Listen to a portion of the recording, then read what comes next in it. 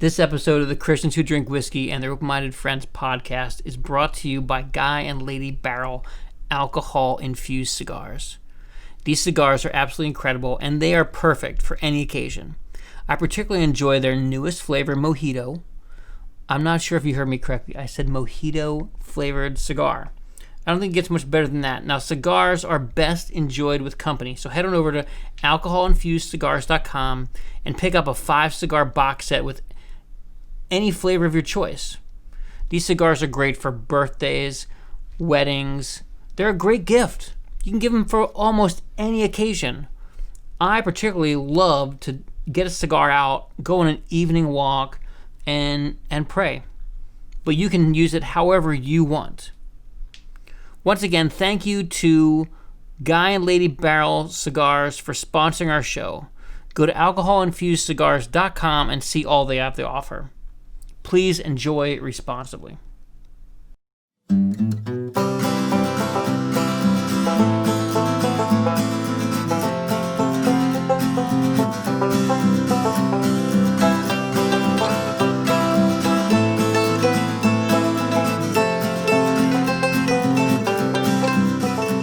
Here we are back again. I'm Kevin Hackenberg. This is Christians Who Drink Whiskey and Their Open-Minded Friends. And I'm super excited today because my good friend Michael Crenshaw is here.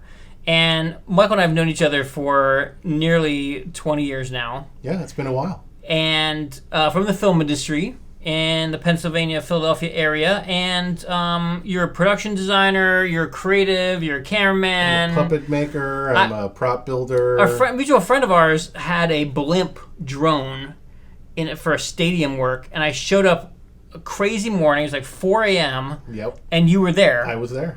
Tech solving, blimp. Yep, I was a blimp ground crew. Blimp ground crew. Yeah, it's another title on my business card. It wasn't filled with hydrogen, which is a good thing. Correct. We're not going to Hindenburg that. Correct. There was some oh the humanity moments. There were some. Well, it's one of those things. It's a technology that was really like the very couple first builds of this thing. So, luckily who we were working with, we were kind of like problem solving, and it was it's exciting always to be in that kind of headspace. So I'm super excited. There's many reasons I'm excited you're here. Many. I think mostly because of this right here. Well, this is really cool. So Crenshaw, his name's Michael Crenshaw, but he goes by Crenshaw. Or whatever, sure. In fact, I just did a video with him and his wife, and one of them had the last name Crenshaw, the other had the first name Crenshaw. I'm just Crenshaw. Just Crenshaw. Sure. Well, I mean, it happens when you're on set with like 50 other Michaels. Oh, yeah. And so like Mike Bland and Mike Comfer and like all these Mikes are standing around, and you're like, Mike, and 9 people turn. At a certain point, you're like, just call me Crenshaw. Yeah. It's simple, and it's really funny too, because all of the Crenshaws, all of our significant others call their significant others Crenshaw. So like when we go to a family event, someone will go, "Hey, Crenshaw," and like 9 Crenshaws will turn. So it's the opposite effect. It works like on set, 99% of the time, home. but not at home. Yeah. Well, anyway, so one of the times in our last 20 years, you called me and said, "Hey, I need." Well, I found out 30. that I found out that you were like the prince apparent to the bee kingdom. My friends call me a son of a beekeeper, and so you like bought like 30 or 60 pounds off me. Oh yeah. To make mead. This is not of the Hackenberg honey lineage, but this specific bottle is not Hackenberg honey. No. Yeah. But I many years ago I worked at a Renaissance fair. Yeah. As an actor, and I lived in a church with a bunch of actors, and when we weren't on stage, we were drinking, which is what actors do, and other things. And so I was introduced to mead making, and my wife now, who's a medievalist, we have continued. So I've been making meads for over 30 years. Oh, wow. And that's nice. This is the latest. It is, of course, make sure I turn it to camera correctly. Look at that. It is citation approved because the honey that is in this specific bottle was the honey that saved the whales from the whaling industry, and so we safely know that we can drink this mead with all of the cetacean happy whales. Happy whales. Happy whales, happy mead. And mead, yes. Happy seeing you here. Thank you for having me. Yeah. There are a lot of important people in this seat, and I'm glad to be another member of your whiskey drinking. Well, you got the hint. Bring drinks. Bring drinks. You can come anytime. Well, the last bottle I brought disappeared, but we're not going to talk about that. No, it's up in the cabinet. This is exciting, though. We've got it. Exciting. So if my wonderful producer Derek Sander hasn't edited in this already, we've got some wonderful sponsors already on board. We've got Dad's Hat, Pennsylvania Rye Whiskey. They're up in Bristol. Wonderful sponsors. I went to a tasting there years ago and just had a great time. Yeah. My friend uses this in all of his mixes. Dad's Hat. Yeah. Nice, awesome. He's from Bristol, so he local sources. So Dad's Hat's one of our sponsors, as well as Guy and Lady Barrel cigars, alcohol-infused cigars. So this is... let's get back to the mead, though. That's wonderful. Yeah, it's very nice, isn't it? Yeah. A little smoky, a little sweet. Yeah. It's I think it's one of the finest. I think it's one of the best meads I've made yet. Yeah. Yeah. So, you were saying that this, it's called Wayfarer's Mead, and it helps whales because the plant that it's from... The flowers that the bees pollinate is called meadowfoam. And meadowfoam is the flower that I believe citronella oil comes from, which is what lamp oil is now. Yeah. But before discovery of that, we were decimating the whales and using their oil to keep us lit at night. Yeah. So it's a much safer flower-derived light source than on the backs of murdering whales. Whales, yeah. So, because it's one of God's creatures. Sperm boy, there be sperm ahead. That's a line from Moby Dick. I don't... Sure. So this is really great. Awesome. So what started you making your own mead? I think because I'm a Viking, and I've been proved that through various trials and tribulations that we know about. Yes. So as a member of the still existing Viking culture, I think it's upon us to continue the traditions that we did back then. So I don't know. I alcoholically, I never got into whiskeys. I never really got into wines. I never really got into anything until I really ran across meads, because that first mead was an apricot mead. And that mead, it was like biting into an apricot, and I'm still chasing... Apricot, yeah. Not an apricot. Is it an apricot or an apricot? I don't know. We're in Philly, let's so... call the whole thing off. Apricot. I think it's an apricot. All right, cool. Or an apricot. Yeah. An uppercut. Whoa! Yeah, no. The whiskey's got an uppercut. Yeah.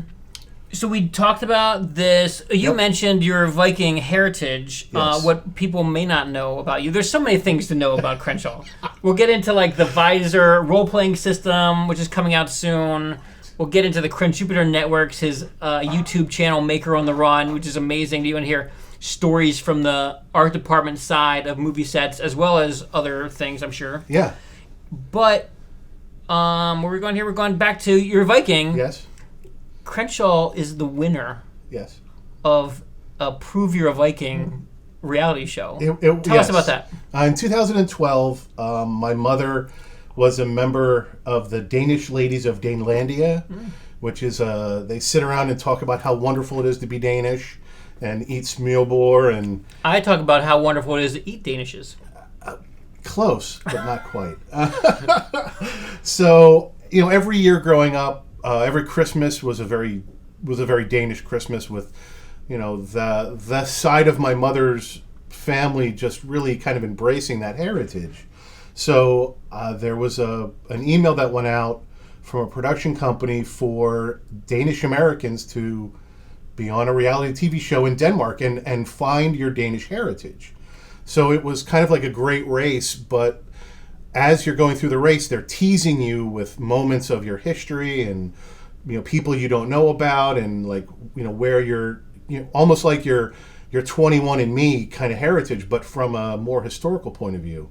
So they took 14 over, and only one got to win. And after 12 episodes, there was me. look at this man. Who better to win a Viking Danish heritage, reality show? Sure. You had to look. The other people they didn't come with like the full. No, and I forked my beard every challenge because there's a famous Viking king called Forkbeard. Yeah. So like I was like totally like I am Forkbeard. It was awesome. It was really fun to see you in front of the camera. Yeah, and that was really strange too because like every time we would break down and move, I would grab sticks or I would grab like a sound bag, and I'm like, wait a minute, I'm on the wrong side of the camera this time. Yeah. I don't have to be. I can go in the honey wagon. You hang out with all the beautiful people. No, just me. Yeah, it was pretty fun. That's awesome. I mean, it was really interesting to be there for that extended period of time, like the chance to go to Denmark. How long was the show filming for? We were there for, I guess, about 6 weeks. Yeah, but we went from like one side of Sweden, Denmark, all the way across to like Bornholm, the island. So it was just just a journey you never could have paid for. Yeah. That's awesome. Yeah, and I'm still friends with all of the members of the show. So, oh, cool. Yeah. The contestants or Yeah. Sure. Like we went to a Halloween party right after, and like nice. Still talk, and that's fun. Yeah, it's fun. So that's awesome. So tell us a little bit about. I just want to let you know that I did burn a church down while I was in that show because as Vikings we did that. Yeah. And I apologize. Just wasn't my church. Just want to make sure that cultural amends. I just want to apologize. Why did the Vikings burn churches? Well, it wasn't that they burned them, but it was just like at the time when they pillaged a lot of things. But at the time in Britain, like the English had thrown churches up everywhere and had spent like so much money and gold sending like religious treasures out to these remote churches, and the Vikings were like, "Oh, this is easy pickings." Yeah. There's no one out here to stop us. There's a church of pious people that will just kneel down and pray to somebody as we steal everything that they've got. Yeah. So the Vikings were like, "Why not?" Yeah. So I apologize from. So in the show, you guys decided to burn a church, for the show. Part of one of the competitions is all right. If you're really a Viking, you need to burn this church down. So here's a flaming arrow, shoot it into that church. And it was interesting. Did the whole church go up in flames for this? Yeah, well, they made these tiny little, tiny little churches, little wooden churches. But you had to shoot a flaming arrow into a prop church, like through the cross slot. Yeah. So like it was pretty serious. That's cool. Yeah. I don't know about cool. I mean, it was, it's one of those things where I will say that one of the contestants on the show, one of my good friends, Dave, who was the second runner-up, he and I ended up being the last two, and like was my roommate every episode. Every episode, we just became really good friends. Yeah, he's extremely religious. Yeah, and I think that may have had an effect on how he played because it, I can't do this. This is hallowed ground. Interesting. Yeah. That is. I appreciate you're reaching out, your palm branch here. Saying I apologize. What's interesting about Funny&Amen is that there's a lot of sacred things, buildings, church buildings, relics, and I think that there's a there's a lot of unforgiveness because you came in with your young ways or your warring ways in the Viking way, and you burnt down our thing that we cherish so much. Right. And I think there's a little bit too much cherish on things that aren't really. I believe that God doesn't think are really that important. Right. I think that like the relationships are hugely important. Yep. And that's what I love about the show is that there's a lot of people that are kind of getting a little bit. It's a little nerve-wracking. We got Christianity and whiskey and cigars and comedy. Oh no, Right. But I think that what's great is that I get to sit down with people and just exchange ideas and hear. Right. And later in the show, we'll get into like the crazy religious questions. There's some more since the last you heard of the show. I got some more goodies. You've been doing your homework. What Derek has. I just sit here and Derek, drink. we're going to have a conversation. I just sit here and drink, and Derek comes up with all the magic, and I just kind of repeat it. All right. So you finally become a TV host. Congratulations. I'm a show pony. I have a producer too now. It's my wife. Yeah. So but I think that you think your psychic number 2, he got a little nervous, a little squeamish about shooting a flaming arrow into a prop church. Yeah, sure. There's something symbolic about that. I think there has to be. I mean, if you have belief and that has power and has sentiment to you, how can you not? Yeah, I think that's sentiment. That's a very. Yeah, I don't get very sentiment. I don't. That's not true. I think the older I get, the more sentimental I get. But I was always one of those people that never really held on to tradition much. Interesting. I'll dive deep. I'll dive deep into like the meaning. Yeah. And be really excited about the meaning of where things come from, where why these churches were founded. Sure. Right. Why these churches were founded. Right. And also like other people's meaning, like seeing you go back to Denmark and do that was really cool for me. I think my wife and I had been around that time to Copenhagen. Right. And it was just like, oh, this is very cool. Someone I know. I now have a deeper understanding. Yeah. Through the eyes of a friend of mine, I'm seeing this in a little different light. Yeah. Right. Yeah. So I think to me that's what's really cool, and it's really cool about this show too. So. I agree with that.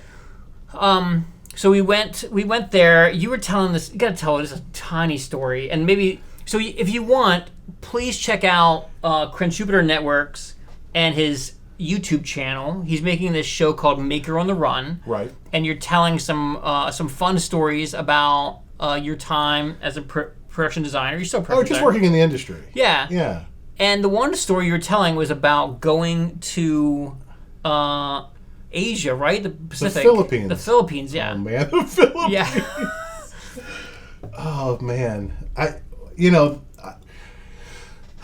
think the one of the things that led me to do Maker on the Run is because since 2010, when I came back the first time from the Philippines, everyone that I have ever known who I've told any of the stories to is like, why have you not written a book about this? Like, this is insane, and this is insanity. This is crazy what you have experienced and what you've seen over there, and working for this company and like so it kind of brought me to a point as a storyteller, because part of what I do is I do tabletop role playing. Yeah. So I'm a game master. I love telling stories. I love collective storytelling.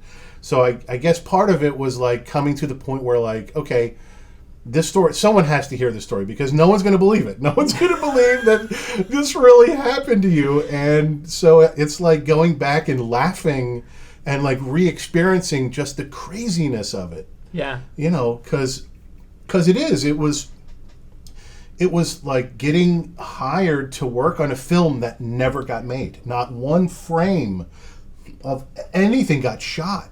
And, you get over there and it's just this crazy, like, life-changing moment where you're dedicating yourself to a 1.5-year project overseas, away from your daughter and away from your girlfriend and everything that you've got going on, to pick up to go move into another foreign country and I had never worked in Asia before.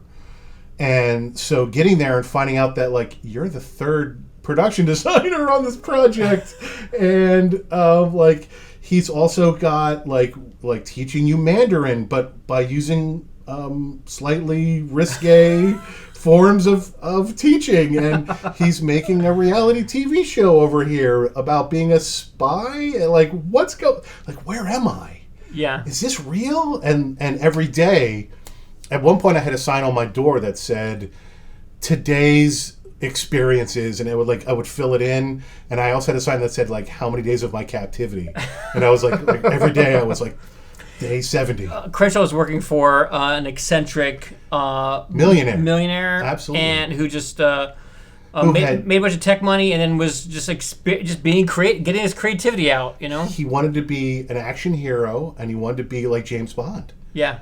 And so he had formed and put all this money into a state-of-the-art film studio right on the beach where Magellan got beheaded. Which is perfect, right? That's what you do. Was there like a little rock with a Might plaque? as well have been like, here's where the head rolled. Yours might too. Yeah, right. And then that's where he put the tiki bar, so you could have drinks and see the beach. Yeah. To keep you. Keep you, right, in that state of, just so you know, other people have beheaded here. Yeah.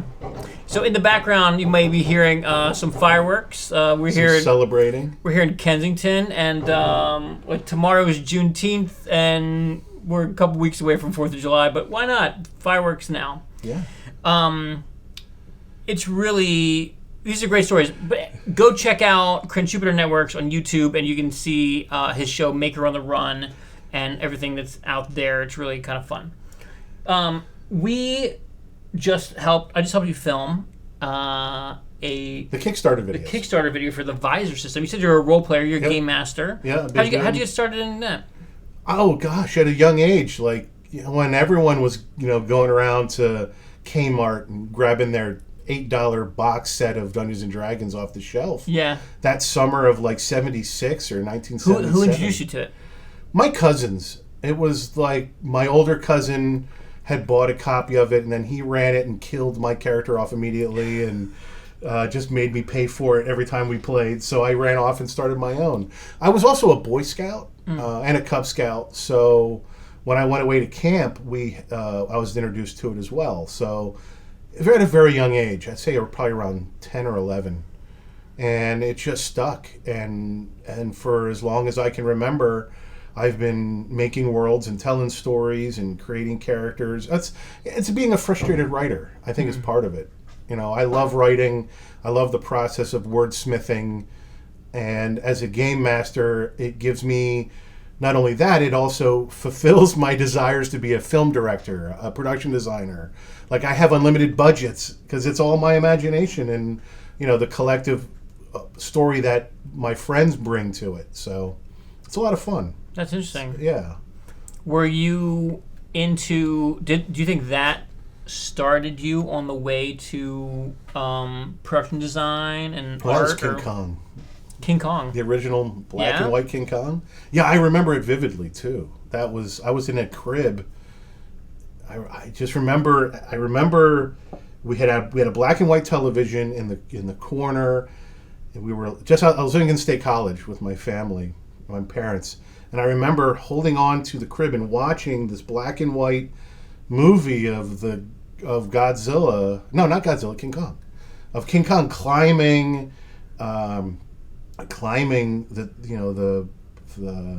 rock, to his fortress, up to his it's the Empire State Building. the Empire. I couldn't think of it. I know for the beginning of King Kong or the end. Building, tall, monkey. Yeah, and just airplane, swatting. Right, but as a kid, I remember watching that and knowing that it wasn't real, but it was a gorilla, attacking airplanes, and yet I knew it wasn't real. But it was this weird fantasy of not reality, and that left a real effect on me. So you were crib age. So you're under 5. I guess I must have been. Yeah. But that image is so vivid, and just that remembrance of that black and white footage and seeing that and being kind of scared, but yet what's going on? You know? Yeah. And I always wanted to make movies. The sound department is wondering if that squeaky chair. Can you rotate? I just got to stop moving. Or just rotate the wheels. Maybe it'll stop. I think it's the axle. Okay. It's good? I'm going to stop moving. All right, cool. I don't want you to, though. Move, dance, play. How about you? Because that's a question I always wanted to know. Before you ask me any more questions, I got to ask you one, at least one. I think that it's early. It's early. There's early movie moments that really kind of form who you are, maybe what you love, what you kind of lean toward. And I think that coming into comedy now, 20 years into my career in entertainment, I realized that some of my favorite movies of all time have been great stories have just made me laugh or enjoy. Joy. It's like joy. Yeah. So one of my favorite movie of all time is Back to the Future. If you had one movie, you were on a desert island on an iPad. Back to the Future. Back to the Future. I would watch it over and over and over. Okay. I just watched the Josh Gad, is that his name? His Together Apart series. Okay. And they got all the crew and the cast back together. And I love Back to the Future. I love the fact that that Michael J. Fox wasn't the original Marty McFly. Right. And if you haven't checked it on YouTube, like watch some of these clips, you'll see the same movie. They went back halfway through production and reshot it because they weren't getting the joy, the life out of. I'm blanking on the actor's name who they let originally go. Cast, right. Also, I just learned Huey Lewis. I was a big Huey Lewis fan at the time. Right. I realized that when I saw Huey Lewis in the movie, I was like, "That's amazing!" And he did The Power of Love. Yeah. But they got done with production, and The Power of Love was already on the charts. Yes. And was already in heavy circulation. I remember that. And I just found this out like last week that they had to rush post-production. I think they finished post-production in like 6 or 9 weeks. Oh my God. To get the movie out in theaters, while the curve of while Huey Lewis was like pumping out that music on the radio, so it all was timed well, and to me it's just great. You got this Oedipus complex happening. Yeah. There's comedy there. Oh, yeah. There's music. Written, yeah. There's like life and death and like moral decisions. Yeah. You know, Yeah. What the hell?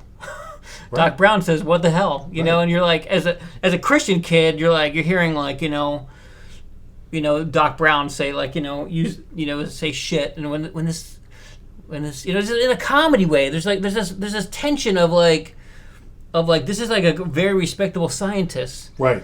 When this thing sits 88 miles an hour, you can see some serious shit. There's like this like street, there's like this street mixed with science and the whole works, and I just like thought there's this brilliant tension. Sure. All the way through. Oh yeah. But it all leads to life and risk and all that stuff. That's my favorite all the time. Love. What? And love. And the power of love. And the power of love. You'll need a little help from above. But I want to go back to my not crib experience. Okay. Thanksgiving. Okay. Thanksgiving. I smell turkey. Smell turkey. Grandma's house. Okay, good. Grandpa's house. I can't remember if Grandma had passed away by then. Their house. Afternoon movie. Okay. It's a mad world. Oh my goodness. A classic. A mad world. Classic. For the young kids on the block, it's the movie that inspired Rat Race. Oh yeah. Everybody's in it from the 60s. Oh yeah. It's just amazing. Who's who? Yeah. There were so many comedians trying to get into that movie because they just knew it was going to be like the comedy to die for movie. Yeah. And so that movie, I think, is just the absurdity of us chasing after money and all these great comedy performances. It's a fantastic film. Cameos by the Three Stooges and cameo by Don Knotts. It's just such a great film. So that movie, now that I'm doing comedy, it'd be my dream to do movies that are that hard though. Comedy is so hard, I think. It is. It's so subjective. It's subjective, for sure. Yeah. It's so subjective. Yeah. And it's interesting, the language barrier. Yeah. You look at early films and it was all physical. Mm-hmm. It was silent, so they had to be visual and visual. Right. And then when audio came around, those are universal. Yeah. The physical comedy is universal. Oh, absolutely. But the language comedy becomes very subjective. Who you're offending, who doesn't get the joke because they're not part of the inside clique. Right. And what I find interesting about comedy, though, it's hard, but I love it. I love the challenge. Yeah. And there's nothing, to me, more exciting is to see an audience react to your work. Yeah. And to one of the first little comedy shorts we made. It was at one of those 48-hour film festivals. Right. Oh, gosh. And You're playing it for like you make it on Friday. You don't know what you're doing. Right. On Sunday, right. you're handing it in. You get some sleep on Monday. Maybe. And Tuesday you show up at a theater to watch them all. To watch 20 of them. Right. And the one with the talking mole doesn't win. Was that mine? No, that was mine. It was yours. That was mine. It was comedy. Sorry. And it did not work. Yeah. It did not work. What's fascinating about those moments is seeing what the audience laughs at. Yes. And what they don't laugh at. Because there might be something that you thought was for 3 days, you're like, this is the funniest, a talking mole. What could be funnier? And the audience is like, what is going on? maybe they needed to drink some more before they showed up. Or another film beforehand talking about why it should be funny. No, it's tough. It is tough. I like that. When early in my directing career, I got a chance to make a movie for a friend. It was a promo video for this youth retreat for some church. And we loaded up, my roommate had a little, it wasn't a Vespa, it was a Honda Passport. It looks like a Vespa. Sure. We loaded it up. Poor man's Vespa.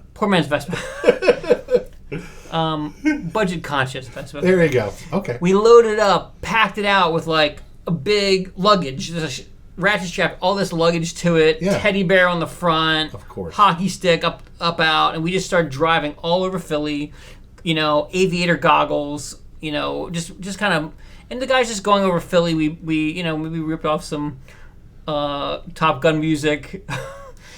We used it creatively. Corrective. We didn't know how to pay our licensing dues at the time. Right.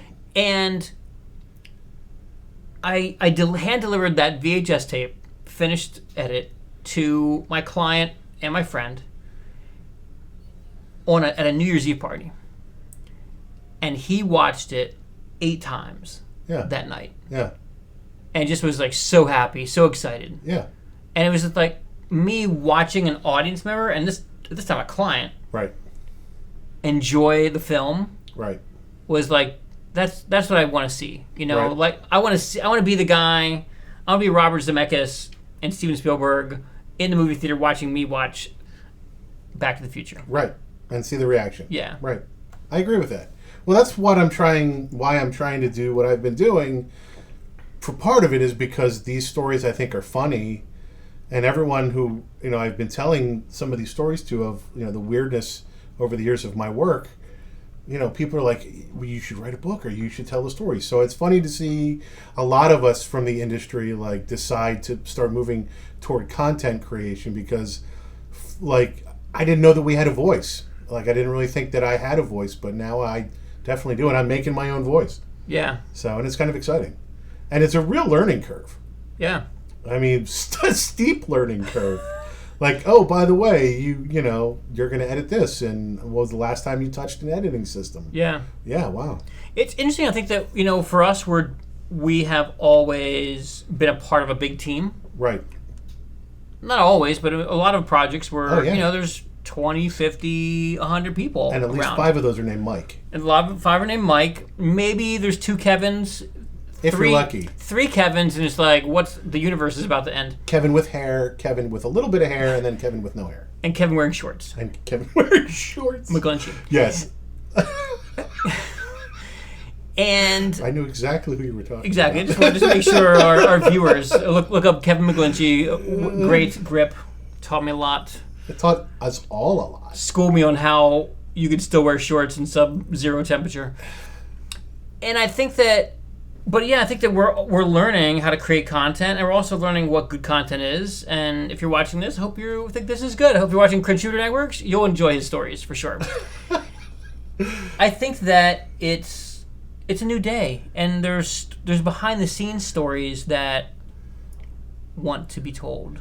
Yeah, definitely. Yeah, I mean, it's interesting to see, the putting the power of filmmaking literally in the hands of everybody has done some very interesting things. Like there are some just brilliant YouTube channels of people who, like there's a welder in Germany, a female welder in Germany who has a dog and makes her own tables, and like every one of her videos are beautifully shot and beautifully edited, and her graphics are great, and like everything she does is fantastic. And on top of it, as a maker, seeing like people just taking it on themselves. Like, I decided that I didn't want to be an accountant anymore, and I wanted to go, make dinosaurs out of car parts. And there's this guy making amazing dinosaurs. That's awesome. Yeah, it's such an interesting feeling, though. I think from years of being on set and learning from Kevin and you, the other Kevin, and you and the other Mikes. Like everyone on set. But no Brads. Never can't learn anything from Brad. I worked for Brad, and I had a good time with Brad. So okay. I like Brad. Oh, that's right. Oh, there is a Brad I know. Sorry. Sorry, Brad. I just random name selection, and I go. Don't do that. No, I just think it's really interesting that like over the years of being with Jack Melbaum, standing next to Jack, and being like, hey, why are you doing that with the audio? Oh, I'm doing this and this, and now as I'm making my own content, I hear like all of these like mentors from move your key light, and my videos definitely don't show any skill, but it's interesting that to have that experience from being on set for years to now doing it ourselves. I got to shout out to Jack Melbaum, because Jack rescued me from the sports world and brought me for, I think, about 6 months, maybe a year, into the world of teleprompting.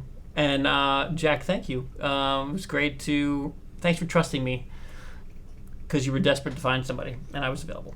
And that's a lot of the stories. I was available. Yeah. And I didn't screw up too badly the shoot I was on with you at the beginning. And that's half the battle. Yeah. Yeah. I think that it's... So first off, there's so many amazing things that you have done, are working on. I know right now you're working with Saturday Night Live on making some props for Saturday Night Live. Yep. Mystery Science Theater. Yep. What are some of the other... Name drop some other work you've done. We both worked with a NASCAR driver, Jeff Gordon, and his wife. Right, Jeff Gordon. I forgot it was Jeff. Yeah. Yes. Yeah, I worked for Peter Jackson in his art department for The Lovely Bones. Oh, that's right. I've done some medium highbrow, lowbrow, Blue Valentine with Ryan Gosling and Michelle Williams. Philadelphia's, at least when I was still freelancing, Philadelphia was an interesting city because you didn't know what was coming to town. And anything from like super low budgets that I got a chance to actually get my hands in, actually design, or being part of a larger art department coming to town. It was a nice position to be, both 829 and an independent in Philly. So nice, cool. Yeah. It was funny too, because the very first job I ever worked on was with you, and my very first job was a PA.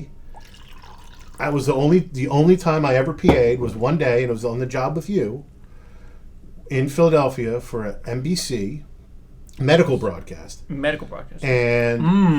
BC. And from that, I started becoming an AD. Started working on my book, my DGA book. Started working for Maureen McKenna. Shout out. Oh man, amazing. And then I got made fun of by Johnny and the Garage Gang, and they made fun of me and told me I need to become a grip or an electric, or they wouldn't respect me in the morning. So I jumped over and did that and loved it. And did that for years, and then worked for Brad and drove trucks, and then someone was like, "Why have you not done art department?" And I'm like, "Huh?" And then as soon as I went to art department, it was like the lights went on and the shop opened, and I'm like, oh. But you know what? I'll tell you this. Having come through production, coming through grip, coming through electric, doing some camera work, learning what I had done earlier as a creative director, like all of that as a toolkit made me, I think, a much better designer, because I could speak languages that everyone else on set was. Like, I need a shorty with a maffer, and you could speak languages that without coming through those other departments, you really wouldn't have learned. Yeah. So there's a respect there. There's also a I found it fascinating that a wonderful director I worked with early in my career, David Namro. Okay. He grew up as high school friends. Yeah, he was high school friends with Garrett Brown. Oh, okay.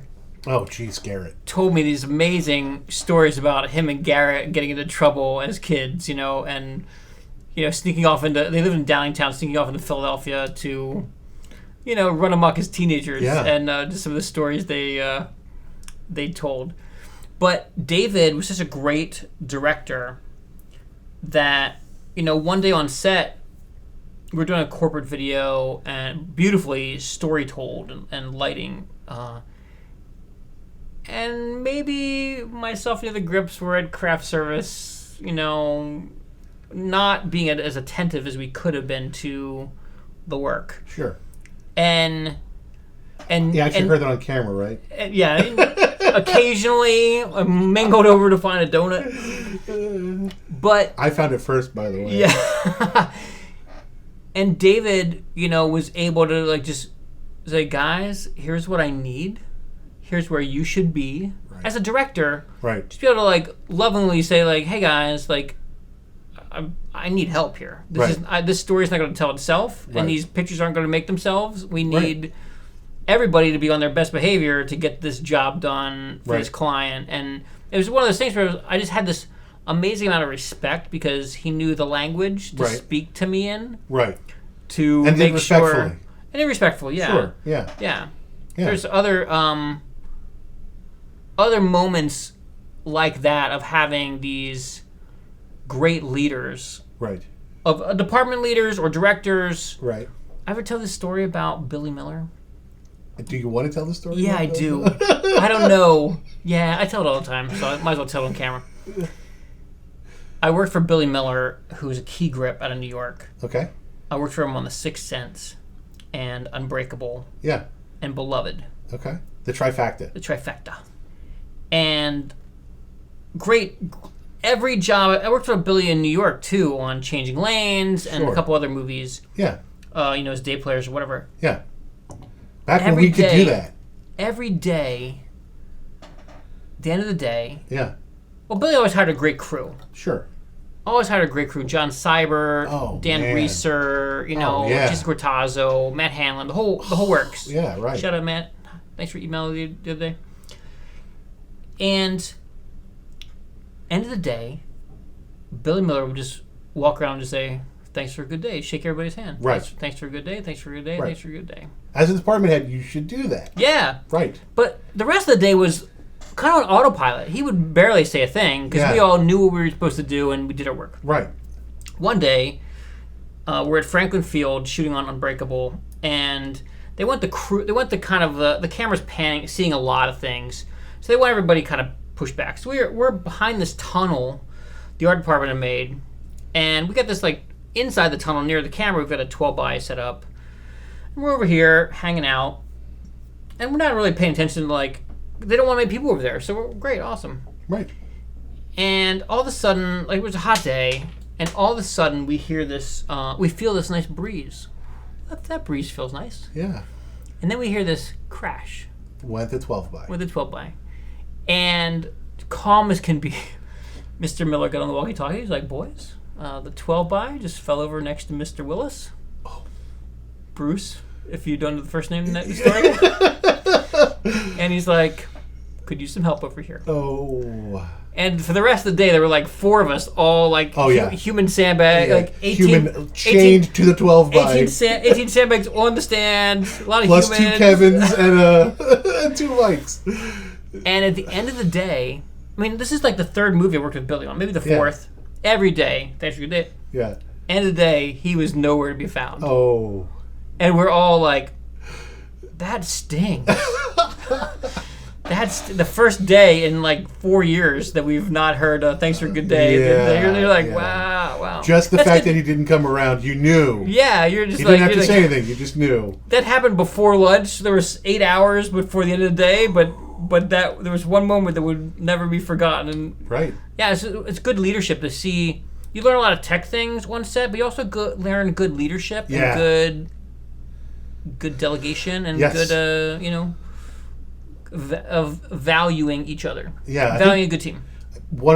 I think one of the hardest positions is being a good AD. Because you're like whoosh, back to work. What are you doing? But you gotta do it like respectfully. I respect you. Now get back to work. What are you doing? Get back to work respectfully. So like you had to like that was so eye-opening to see the different ADs and come through and be like this guy you knew. Yeah. Like, okay, in 2 minutes he's going to pull out his book and he's going to look at the schedule and then he's going to yell. Yeah. Like you could set your watch by it. But it was, you ever doing a live TV? I did. When I worked as a creative director for Innovision, for Dan, we did a lot of live productions.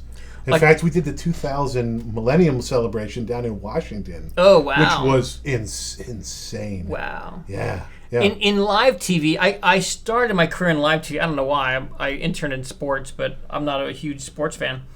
But they would always say, like, of the directors, there's yellers. Yeah. And in live TV, there's like guys that are just like they just yell. Oh, yeah. They don't know how to like communicate without yelling. You know. The guy who does the dog show every year. It's so fancy, but he's a shouter. Oh yeah. You could hear him outside the trailer. You're by the generator. The Agreco. Yeah. And it's you can hear him like, oh my God, where are you shooting? Oh, that was it too. We're gonna learn. You're gonna learn some colorful language behind the scenes on 2006. Hockey at Philadelphia. It was the Flyers, I bet. No, it was one of these like special events, and it had like the Roots were performing live, and I was a camera util. Yeah. Spinning cable behind the cameraman, and he's down in front. The Roots are performing, and I can hear the same director screaming through the headset. I'm behind him. Yeah. And I can hear him. And I saw the cameraman like, nope, not doing this. Took his hands off, put it on the camera, put the camera on the ground, and walked off in the middle of a Roots performance. And never came back. And I'm standing there like, should I? Did you pick up the camera? Should I pick up the camera? Yeah. I didn't.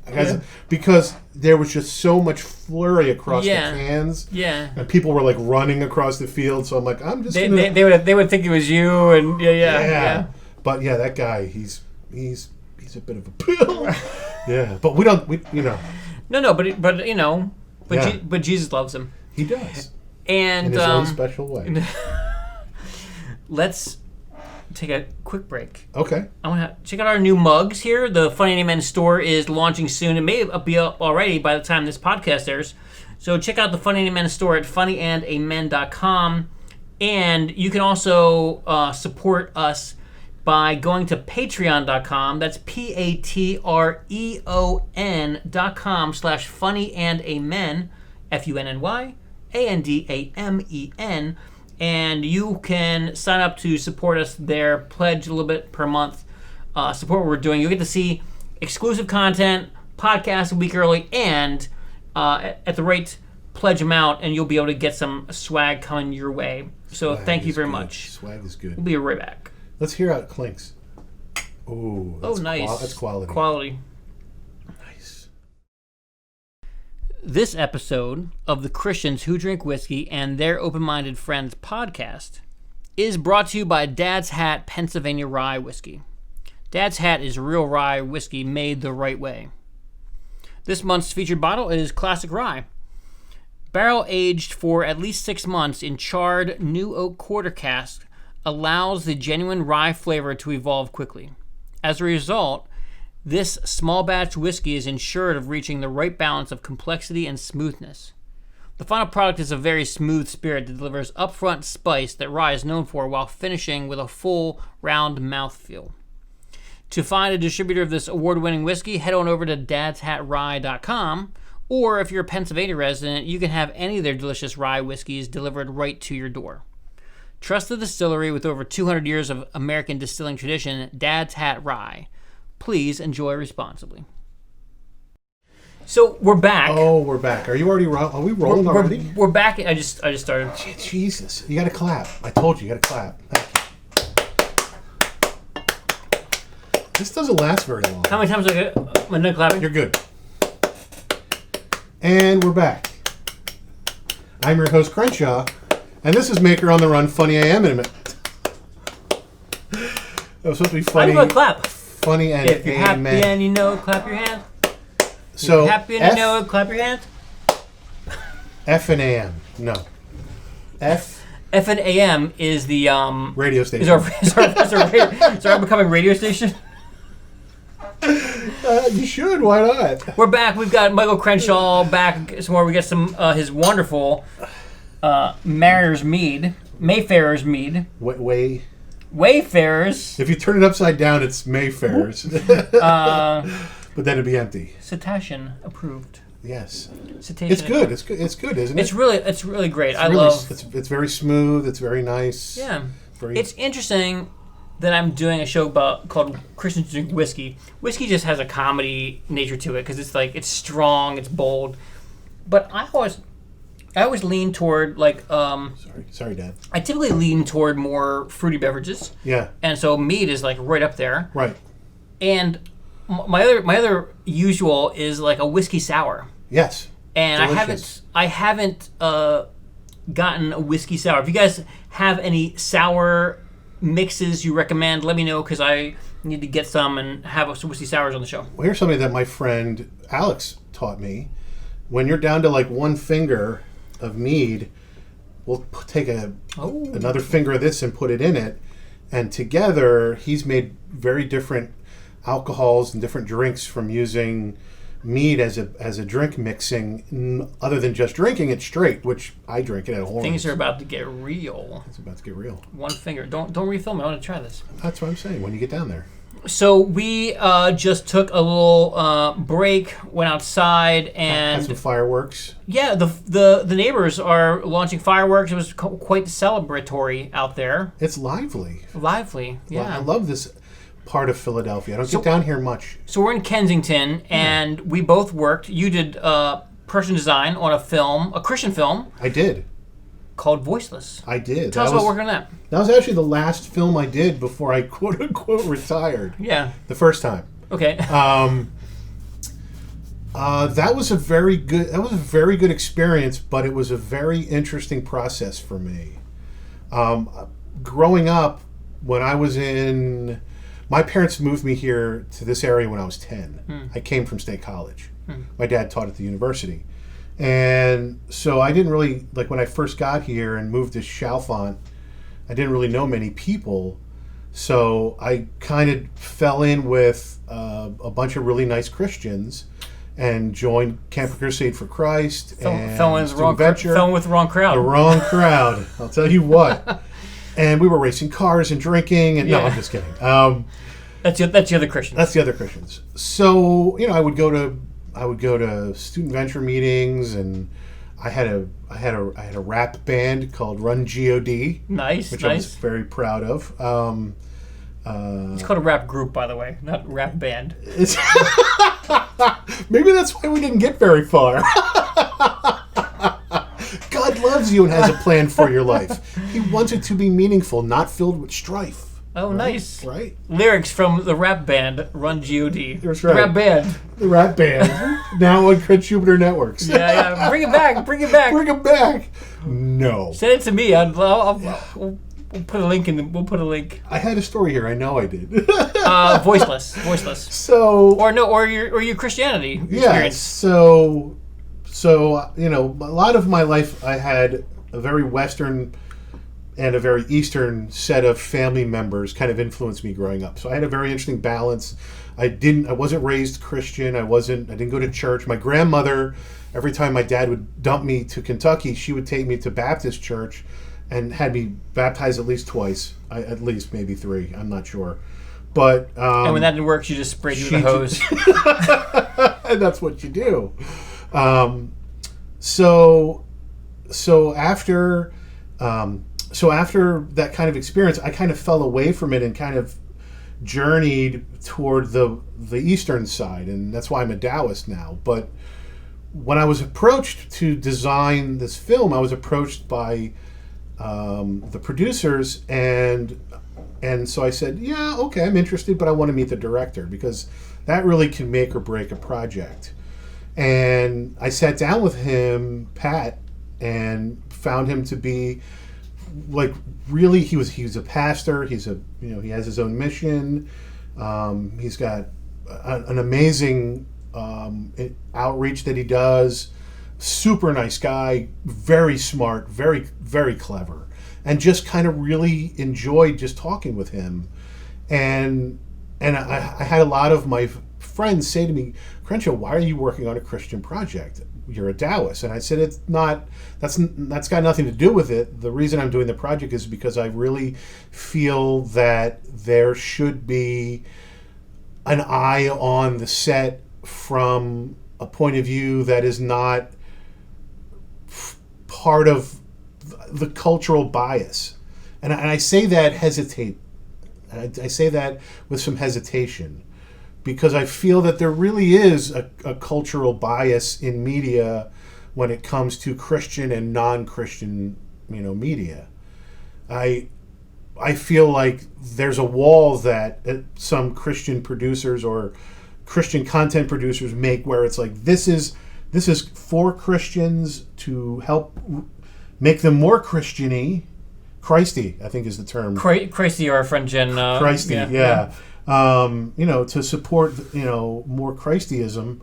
So, I just felt like it'd be interesting to be a part of that project because I didn't feel like I came with that, but I came with a respect from coming from kind of growing up culturally as a born again Christian for years. Yeah. So I found that a really exciting experience, but I wanted to support and bring what I thought was my total A game to that project. And it was also shot in Kensington, which is an area that I have always wanted to work in because it's such a beautiful area. It has such a long history here. Yeah. And it has, right out of the French Connection, man. You can shoot your own French Connection right here. So you mentioned this cultural bias that you see happening from Christian producers. Is this when you asked me to leave the show? No. No, we're getting good now. We're getting good. Do you think there's a cultural bias going the opposite way from mainstream, kind of like putting religion on one side or the other, or do you think there's a cultural bias exists going both directions, yes, or just one absolutely. direction? No, I think it's absolutely both directions. And I think that's a lot of the problems that we have as humans, I think, is that we identify with groupings. We who work in film hang out together, and those who don't speak, Anki Bonk aren't allowed in our club. I don't speak Anki Bonk, I don't think. You don't speak Anki Bonk? Not sure what that is. Quacker? Oh, Quacker. Quacker. Yeah. Yeah, or F-stops. Give me a bag of F-stops. Right, exactly. Or get me the key to the what was that joke that they always used to play on set? Go get the key to the Genlock. Yeah. Go get the chroma key. Hey, PA, go get the chroma key to the Genlock. And your PA's going all day. I think there is that outside inside of humans, and I feel like there's this feeling like if I'm searching through films and you suddenly see Christian in the explanation, or it has some not historical documentary version, but I'm talking about if you like entertainment. If you like God's Not Dead, you'll love Last Temptation of Christ. Maybe not. Right. You'll love The Passion of the Christ. You'll love all these other films. Yeah. Right, and if you liked The Omen, horror movie, then you'll like other anti-religious horror movies or something like that. Yeah. Right. Interesting. Yeah. So let's get it. Let me dive into some of the. My producer Derek did an amazing job of expanding our question repertoire here on the show. Where's the magnifying glass? The question I ask everybody is, what do you think of Jesus? Jesus is a righteous dude.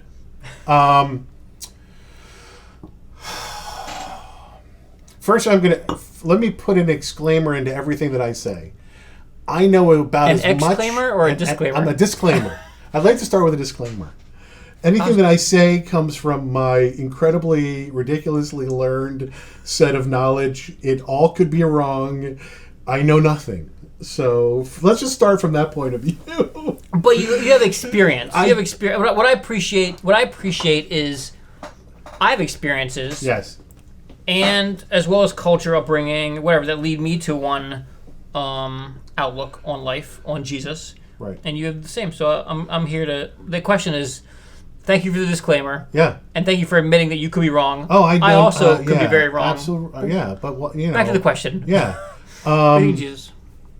I would have hung out with him, I think, if he was around. See, you blew it. I asked you to keep it... Give me a tiny bit. Jeez. Tiny bit. Perfect. Okay. Yeah, try that. And then I'll join you. Hold on. There's a finger. All right, we're getting... Crenshaw is... All right. We're getting deeper now. We're getting deeper. The next level. And add some Jesus to my... add some Jesus to my wine. This is whiskey. Perfect. There it is. I think that he was at a pivotal time in history and was speaking a lot of what humanity was fighting with at the time. He was another one of these awake humans or divinely touched humans, or whatever he was, a space alien, or, depending on what channel you watch late at night. Whatever it was, he was at a time period when there was such unrest and such oppression, and he was speaking of such simple, base, loving humanity that his sacrifice was appalling. And as someone who doesn't really quite know the real story, from what I have read and from my years of doing Bible study with Campus Crusade, and then my own journeys through Eastern and different philosophies, and kind of seeing these markers kind of appearing throughout all of these cultural texts, like the Quran and Lao Tzu's books of Watercourse, and all these different ideas, these ideas that keep coming back to you are of the heavens, you are loved, all of these like universal truths, but having him have the ultimate sacrifice of being put to death for those beliefs caused his light to shine brighter, just like all these moments in our history where people have given us what we think is the ultimate egg of knowledge, and what have we done to them? We've destroyed them because we can't handle it, or we don't feel like it's at the right time. I feel like at the time, if I was with him, I'd be hanging with him, and I'd be in his posse, and I'd be at the table number 13. And when he got picked up, I'd be running away too. Yeah, I'd be running too. Right. I don't know the guy. Cuts the bite. I drank it too fast. A little water from my mug. That's a good idea. That's why I do the whiskey on the rocks. Whoa, that's good. That's good. I'm talking about what you just said there. So I don't know if that answers the question. Yeah. There's some other juicy questions here. We'll talk about that later. Wow. Whoa. I will say that I feel that I love all of my other friends that are Christians that use him as an example of what it is to be in the spirit, in the moment, in the purity of being a Christian. Like, there's no one else to aspire to than Jesus. And I find that's a very poignant and almost a tactile piece for a lot of Christians. I have a good friend of mine, Ted, who, if he was, how many thousands of years ago, he would be Christ because of how he's giving, and how, as a Christian, how much he supports other people and gives, and he lives the life of Christ. And I think that's really one of the things that I find beautiful about Christianity's example of Christ, is like living to the ideal of Christ. Like, you couldn't get any better. Yeah. You got A pluses. You were very Christy today. Well done. I would walk by you as nice job today. Very Christy. You did good today, kid. If I could get a day being Christy, that'd be good for me, because I think there's some days that I'm not Christy, for sure. And I'm sure that he wasn't either at times. Yeah, Ted. I'm sure that's. I mean, Christ. You're saying Christ. Absolutely. Yeah. I really don't think that he went down that road just submissively. I think he showed like his strength, and showed that, it's not easy being this, but you're going to make me pay for it. Well, I'm going to show you what it's all about. Yeah. Yeah. It's the strength of Christ too. Yeah. That's interesting. Yeah. This is great. This is a great conversation, man. It's all your producer's fault. All the way from this is one. That was my question. We haven't even gotten to his questions yet. I hope it's not as complicated. But it's good. It's good. Christmas. So Jesus, liar, lunatic, or Lord for you, or something else? I think all three. I think he has to be all three. Liar, lunatic, and Lord. I think he. I'll have to think about liar, but Lord definitely, because he has become, and this is not the in my opinion the definition of what it is to be a Lord, but to be the king of all you survey. Like, the idea of him being the Lord of what it is to be the embodiment of Christ. He has there's no higher authority than that. Yeah. Right? So yes. Okay. So Lord, what's the other one? Lunatic. Yeah, of course, because you have to be crazy to be able to speak your mind, and to live your life in that pursuit of being that Lord, right? Yeah. That's why they grabbed him and nailed him up. This man's crazy. Yeah. He's speaking nonsense. Yeah. Liar? I don't know. I mean, I think as humans, we all have the need for lying for social, common, I don't know what the word is. Peace? To keep the peace? Do you lie to keep the peace? Is that what you mean? A little bit, because you it's not lying, because lying would be like, Kevin, you are the sexiest man I've ever met. Wait a minute, that's a lie? That's your example of a lie? Or he's been around, Brad Pitt, I'm sure. I'm a game master. Okay. Everyone's baby is beautiful. We agree with that, right?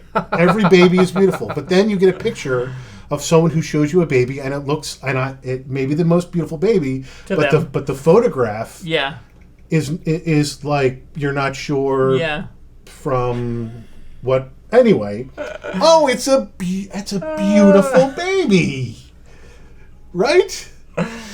Jesus being handed, kiss my baby. Yeah. It's a beautiful baby. Peter, I love you. Right. Judas, I trust you. All right, so here's another question. So I answered that one okay? It's great. All right, Derek, you're next. You passed.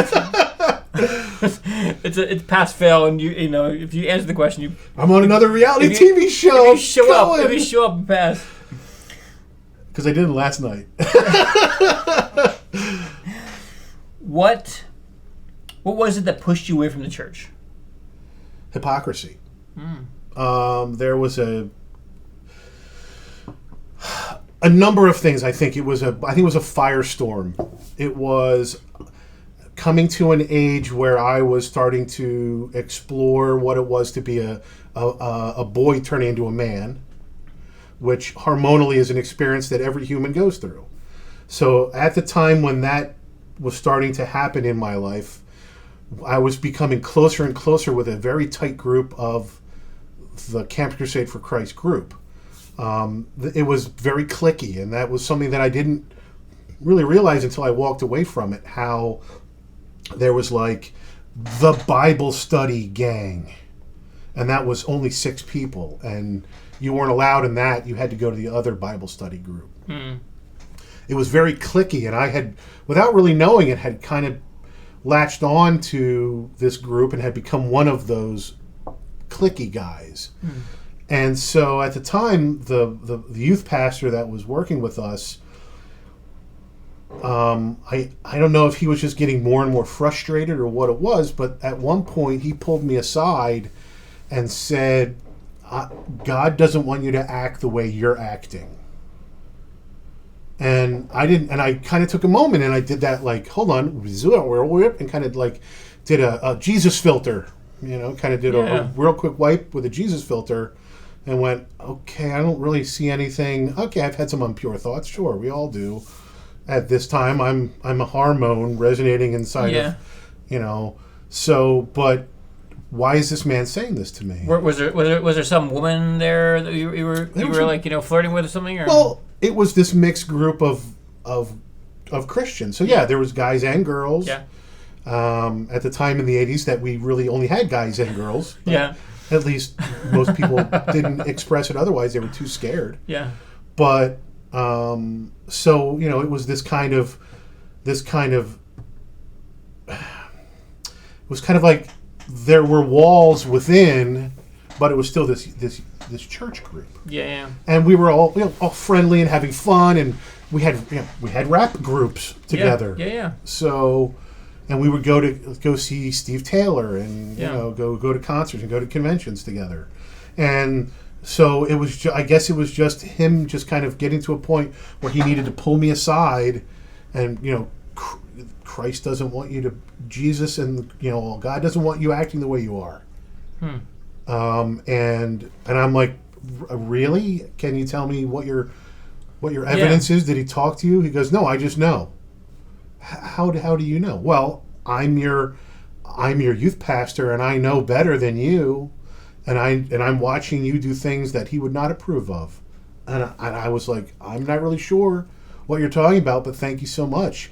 And when I went home, I just I kept going through. Yeah. And never really and I was just like, I didn't really quite get that. Wasn't there was no specifics about? No, nothing. Yeah. Again, it's. Yeah. It was you're 14, you're 15. Yeah. You're 16, and this is your core group of friends, and you're hanging out and you're laying on sofas together. Yeah. And you're reading Bibles together, and it's nothing impure. Yeah. Of course, you're in your own head. Yeah. Trying to focus on the scripture and trying to be like, I am not feeling anything of my heart beating faster since Chrissy has decided to lay on me during what a great passage. Oh, good passage. Sure. Yeah. But to have someone be like, you need to be outcast, and that was his whole attitude. Was like, you are showing me that you want to be an outcast and you don't want to be here. If you don't straighten up, and I'm like, I'm out. Yeah, I'm good. Yeah, I don't need this. So cold turkeys, didn't go back or... Didn't go back. Yeah, really cold turkey. And I've done that a few times. I've just kind of walked away from things that just didn't really quite work. Yeah. Just be like, no. Sorry, I had the experience. All right, there's some more juicy questions in there. Do I get one to ask you? Is there one in there for me to ask you? Let's see. Yeah, I'll respond. I'll respond to any of these if you want. Okay. The alternate is what draws you to church every Sunday. I don't go every Sunday. What draws me to church Sunday? I do get the hair stand up my. I get chills sometimes. Yeah. When I think about what, if it's true, if what I believe is true, and God showed us love in that sacrifice, I get these it's a great story, and if it's true, it's the most amazing love. Yes. Out there. Yeah. Pure, not some of the love I have for people with female persuasion.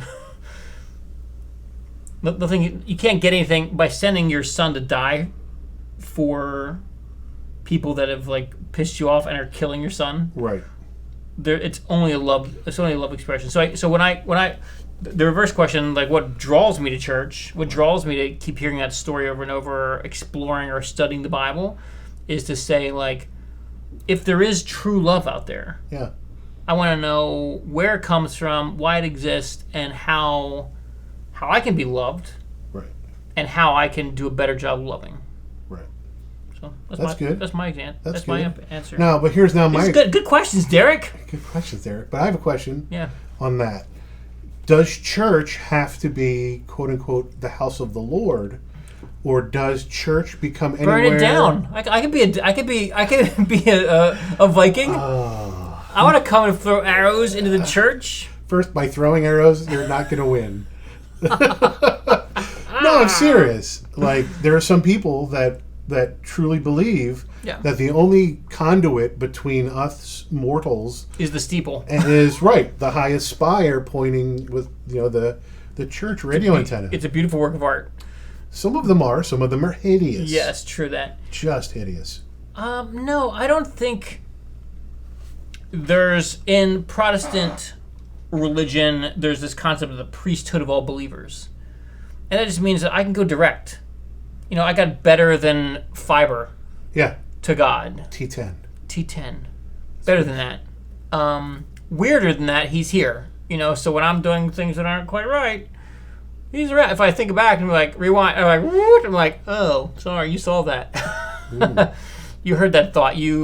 So if there's another dimension that can fully see this dimension, then he's here, they're here, and so I don't need the church. In fact, sometimes I should leave the church to get a better radio signal. Yeah.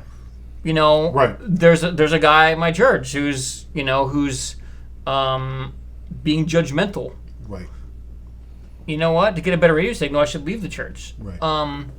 That's a hard one for someone who believes that the church is a good place. But for me, it's not just the hypocrisy. It's also the hypocrisy in the mirror. Are we willing to say, like, hey, that guy, there's some words for him. I'd have to get Derek to bleep them out if I said them. He's an ass. In the Bible, there was a story about an ass, right? Yes, there is. Some of the asses are still in the church. And some of them are in the mirror.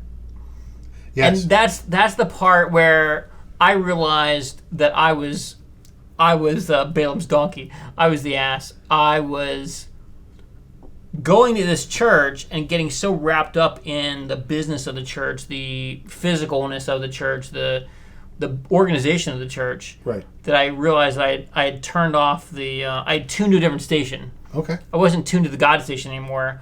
I was tuned to the church station. Okay. And I think that you have to kind of like figure which one you're really. Yeah, and also sometimes you have to leave the church to kind of make sure you're like, oh, what, I get a better signal out here. Oh, I get a better signal out here. Yeah. And I think that's an important test. I think. Yeah. That the Jews had this concept of Sabbath. A lot of Christians practice it. I don't practice it. I don't practice keeping the Sabbath holy very well. Right. But I think that leaving the church to have a signal is a good idea. Yes. Yeah. Well, my grandfather told me very early on, one of my grandfathers told me very early on, that everyone has something to teach you if you're willing to listen. And that has been like one of my driving forces, and goes back to what I'm talking about all these amazing technicians that we've had the privilege to work with. Yeah. It's like every day, like, teach me something else, man. The problem is when we get to the place where we know it all. I don't ever. I'm never going to get there. I've been there, and now I'm back. You're back? Congratulations. Part of my being born again is being like, see, I'm a baby. That was what I wanted to ask you. You said it a few times. Born again? Yeah, it's again. Hold on, Derek. This is a question I'm asking him. All right. It's accepting childhood. Like Jesus says in the Gospels, unless you come to me as a child. And I just want to make sure you motioned your phone when you said the Gospels. There's an app in there. All right, good. I just want to make sure version. Check it out. It's easy. fun. Goes with you. Bible plans. Verse of the day. Unless you come to me as a child, then you can't come to me. You can't enter the kingdom of heaven unless you come as a child. Okay. And I think that what I was experiencing as my 30s was I knew it all. I knew it all, and I was in this church telling them that I knew it all. Listen to me, guys. I got the answers here. What I had done is I had graduated to become an adult of God. Okay.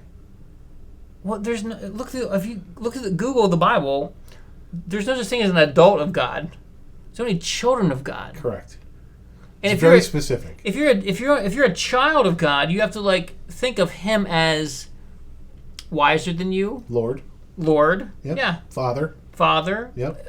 Wiser. Adult. Yeah. We get to a point in our human life where we're like, all right, Dad. I mean, can I borrow the car? In the teenage years, I know more than you.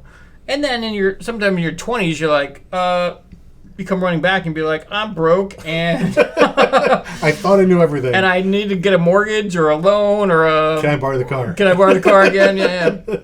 And then sometime, maybe 30s, maybe 40s, you start being like, hey, I got some quiet... What did you do in this case? I'm having kids. Help me. Right. I've never brought life into the world or managed it. And I'm like, you're like, I'm pretty bad at managing my own life. And now I got to... Did children do that to you? Children, because that's a biological change. When you have children, there's something biologically that changes in you. There's definitely a first child. Yeah. Boom. Yeah. You're like, oh, there's things in me. I'll have to look back and see if it was around the same time that I had my first child. Yeah. But it was also this. There was a very clear. Our small church that we were a part of, and podcast listeners may have heard this story before, was a part of our church had hired this pastor who was not a good leader. Yeah. And over 3 years of me giving him advice and whatever, I clearly identified how he wasn't a good leader. Our numbers were sagging in terms of attendance, which gets your tithes going down. Right. And we went from a cash positive church, paying our bills every month to like $9,000 in debt. Right. And I was like, not taking risks, not leading with faith and cash numbers. The numbers prove it. You're a bad leader. Right. Awesome. 3 years, I watched this organization go south. Right. This group shows up to kind of help our church out. And I'm like, great, awesome. They're going to stick it to the deacon, stick it to the pastor. These guys are going to learn all the valuable lessons I've been trying to teach them. Yeah. Because I know everything. Right. I go back to my company, Get Kinetic, and I'm like, all right, let me, I got 3 years I've been kind of focused over here rather than on my own business. Yeah. And I decide to, I got some credit cards here that I invested into gear, and I got some things, a line of credit over here. Let me kind of tally that up. Crenshaw is 20 times worse. 20 times more debt over here at a 5-person company than there was at a 30-person church. And I had to laugh out loud. Yeah. I had to laugh out loud. I'm like, that's hilarious. Right. I'm 20 times worse of a leader. And I just was making fun of. I was never making fun of the guy. I was trying to encourage him to be a better leader, to risk, to take these, to step out in faith. And I was like, God, that's hilarious. Yeah. That's hilarious. I have been duly humbled. Right. I'm back to being a child again. Child again. Okay. Child again. All right. Born again. All right. Born again. Yeah, that's where I get that from. Stamp you, tattoo you. I'm in need of a good tattoo artist. I'm trying to get guys in Denmark. Yeah. Oh, let's go. I'm trying to get that experience was. It's interesting. I picture that peace. There was stress in my life, and all of a sudden peace came over. A knot got untied. Yeah, so I had this image of a dove, the olive branch. Yeah. But the peace brought lots of change. Lots of change. I started, not soon after, I had a supernatural experience where I heard God speak to me and say, move to the city. Okay. That meant from Philly to New York. Yeah. And all these changes that it brought on me. Yeah. So the image I'm looking forward to getting tattooed is a dove with its wings on fire. Oh. Phoenix. Yeah. Born again. Born again. It's a very powerful image. Yeah, it's cool. Yeah. I'm looking for a good artist. And Ham. Her name's Ham. Ham, cool. Yeah. In Denmark? No, actually she's local. Oh, cool. Let's do it. Content, That's where it's at. Help me design it. We'll do a Maker on the Run episode. We'll do it. Yeah. Kevin on the Run. Kevin on the Run. Chasing you with the tattoo. I might be on the run because some people are will not appreciate my tattoos. Some more traditional folks in my family. Here's a question for you: have you ever had any paranormal experiences? That's not fair. Or spiritual experiences. That's not fair. It's great. It's not a fair question. And we're gonna cut here. Thanks, guys.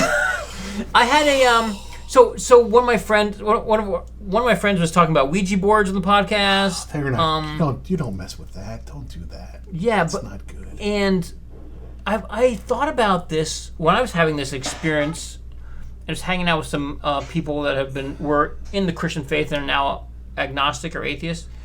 And I was like, what do you think of ghosts? I stayed over my friend's house in Reading once, and she was like, hey, did you have any visitors at night? And I was like, what, your dog come in? She's like, no, the little boy, the little ghost boy that died here in the 1800s. And I'm like, right? No, he didn't visit me by chance, but do you believe in ghosts? Do you have paranormal experiences? Derek, you will be getting a letter from my attorney. That's a tough one, man. That's a really tough one. No is a fun answer. The answer is, again, I think I have to go back to the beginning in my disclaimer. I don't know, Kevin. Yeah. Yes, I have had very strange things happen to me. I have had moments of pure coincidence that could never have been planned if the universe had not had a plan. I don't want to say that out loud because it makes me sound like I'm crazy. Yeah. In some places, they get you a "love you" jacket, and you go, "I love me, I love me."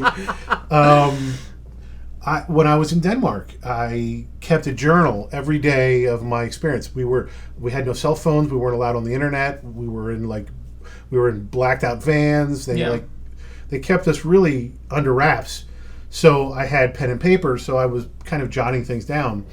Every hotel I stayed in had the number 4 and 2 in it. Either Hotel 42, 24, 420, 240, whatever the combination of 4s and 2s. And 420, it's a sign. Oh, no, stop that. One night before the 6th person left the show, I was out doing some stretching and found a burned playing card along the beach that had the number 6 on it. Weird, he found a playing card, but it was the night before the 6th person going out. It's the number 6. Whoa. I mean, I don't know. My mother tells stories about her grandmother who had the ability to go to the beach and pull up change out of the beach for a kid wanted an ice cream cone. Oh, you want an ice cream cone? Hold on a second, and she would pull out exact change out of the beach, like it was her purse. Right. Or she also read tea leaves. So there are stories in my family of witchery. I don't know what else to put it as. I've seen some strange things. I'm an urban archaeologist. I love to sneak into places that you're not supposed to after hours with chain link fences and that have been abandoned. And I've seen and heard some crazy stuff in Florida and at Splendid China. There were some very weird aberrations, I would say. But visual aberrations or tricks of the moonlight. Who knows? I hate to ever want to be like, this is what it is, because that the minute you do that, you're wrong. Yeah. So, but the universe has strangely been reactive to me as a Taoist. When I became a Taoist, the universe seemed to change the way it dealt with me, and that's a hard explanation. But instead of I think, like you're saying, going back to being a child, Yeah. the minute I decided that this was how I'm now kind of setting my sail for a while, the river has taken me to some amazing places. Like doing work for MST and doing work for, Saturday Night Live. I never in a million years would have thought that I couldn't have plotted a path to get there. Yeah.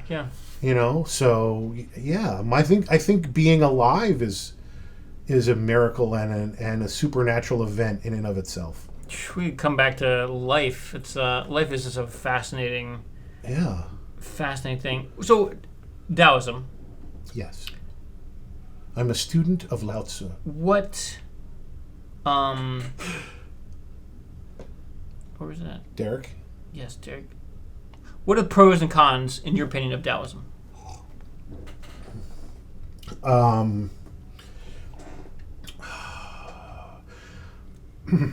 Well, I don't know that there are many. Can I call a friend? 50-50? If I had my Uncle Russell, I would phone Russell. He's a Taoist or a know-it-all? Yes, all of that. And a Qigong instructor.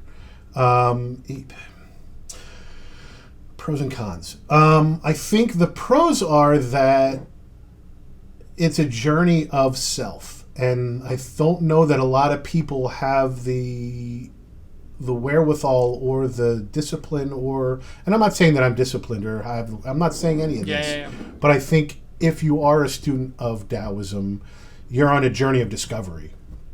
You are on your journey is a river, and it's how you navigate it and what tributaries you take from that. So you're led by this weird kind of like universal, we're moving in time and moving forward in consciousness. And so now all of these choices are given to us. Yeah. Like your choice could have been, I'm not having Crenshaw here tonight, I'm having him here Friday night. I could have had could have been in a car accident, and the journey would be completely different. Yeah. So we're all in this moment. We're all on this journey, and as a Taoist, you're kind of conscious, at least as a student, I hope you are, of this almost miasma, this maya of options that you have of your life, and you're in complete choice of the decisions you make.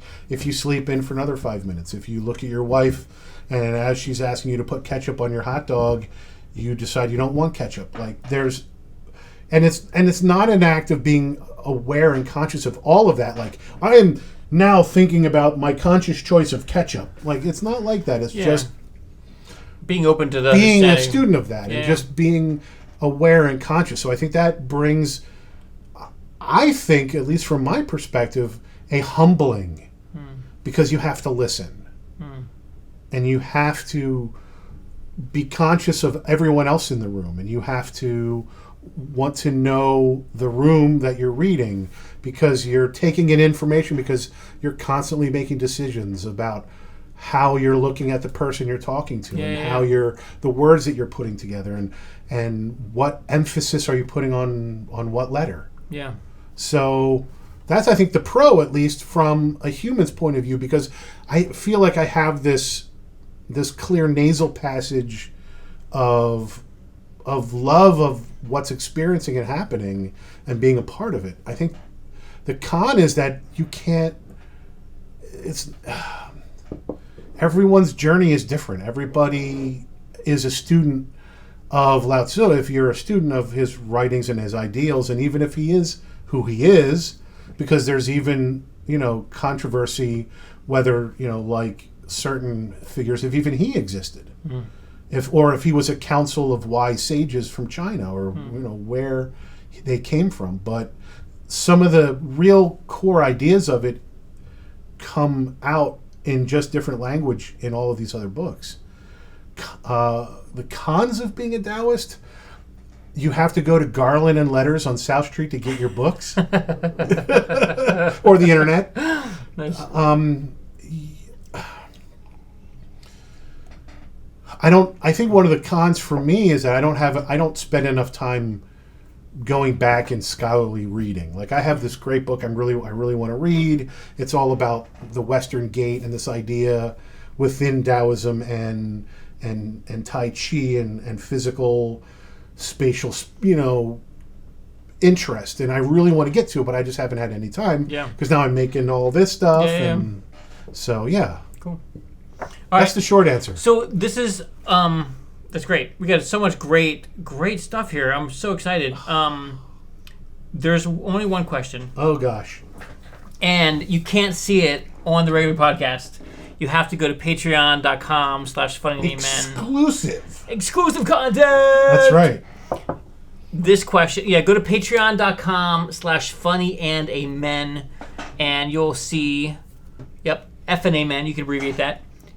And you'll see us ask Crenshaw and him answer the question, what happens after we die? Oh, man.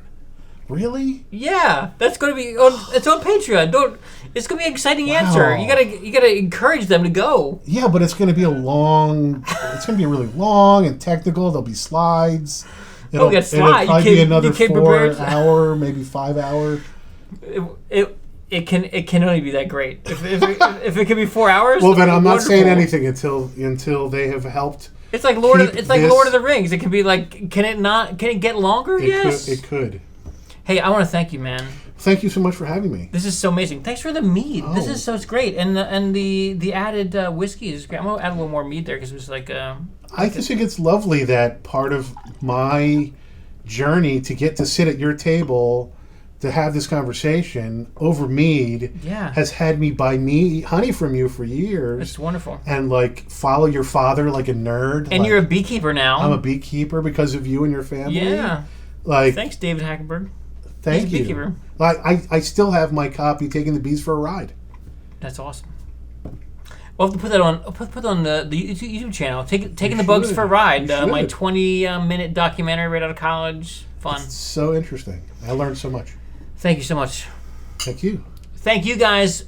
Please go to patreon.com/Funny&Amen. Support us there. Support Dad's Hat, Pennsylvania Dry Whiskey. Support Guy and Lady Barrel cigars, alcohol-infused cigars. And if you want to be a sponsor, reach out. And don't forget, Jesus loves you. Has a plan for your life. He wants to be meaningful, not filled with strife. I love it.